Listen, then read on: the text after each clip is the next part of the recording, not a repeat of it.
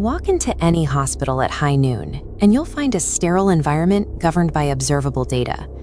Every hallway buzzes with doctors and nurses, driven by a singular focus on charts, medication, and clinical results. In this light, saving lives relies on logical, measurable metrics. Heart rates, oxygen levels, and blood pressures are all tracked and thoroughly explained by the medical staff. But as the sun sets, the architecture itself crosses a threshold into a liminal space, a transitional zone where the rigid, comforting rules of the day begin to erode. By the time the clock strikes 2 a.m., the bustling crowds leave, the long corridors empty out, and the building reveals a different nature altogether. It makes you wonder what happens to the heavy, lingering weight of human trauma once the scientific machinery goes quiet for the night.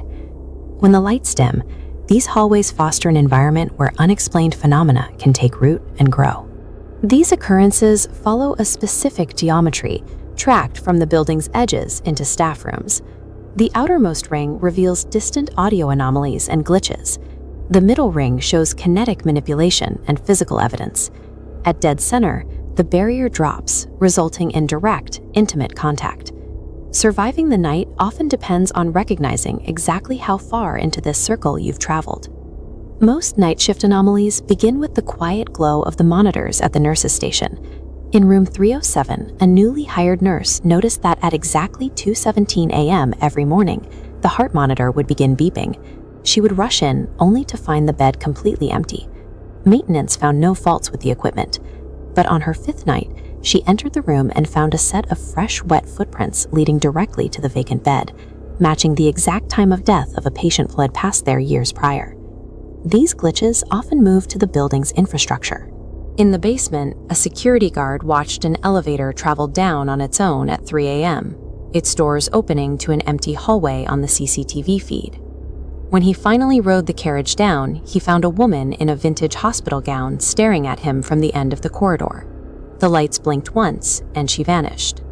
These distant technological echoes sit at the edge of perception, where a witness can still convince themselves it was just a mechanical failure. As the distance closes, the evidence becomes impossible to rationalize. It often begins in forgotten areas, like a children's ward that has been locked for years.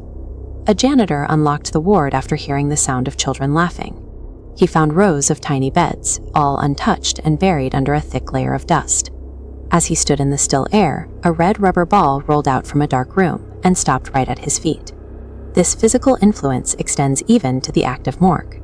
Doctors had recently lost an elderly accident victim, despite their best efforts to stabilize him. That night, an intern found a freshly handwritten note on the man's closed medical file. It contained 4 words: "Tell my daughter I'm sorry." No one admitted to writing the message, but the penmanship matched the dead man's signature from his admission papers perfectly. These entities are physically interacting with our environment, leaving behind tangible proof of their intent. The final stage of this pattern involves direct, unavoidable contact. It happens in the middle of active wards, in the presence of the living. During her final rounds, a nurse checked on a woman she believed was sleeping. She even reached out to tuck the blanket around the woman's shoulders to keep her warm. Moments later, a colleague asked why she had entered the room. That bed had been vacant for over a week. When they both rushed back in, the room was completely empty.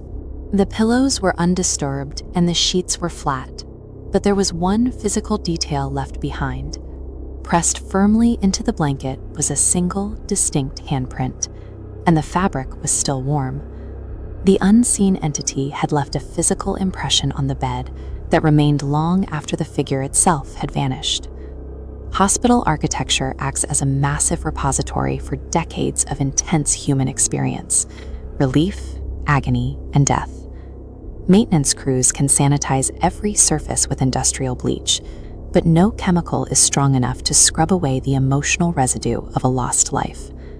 While science dictates daylight hours, the night shift remains a space where the unexplained takes over.